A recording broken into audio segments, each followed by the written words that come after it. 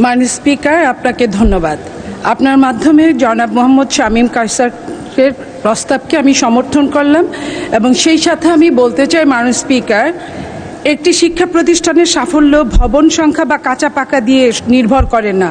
সাফল্য নির্ভর করে শিক্ষার্থীর উপস্থিতি এবং অর্জিত দক্ষতা দিয়ে।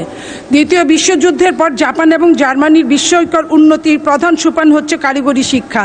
জাপানে 73%, জার্মানিতে 71%।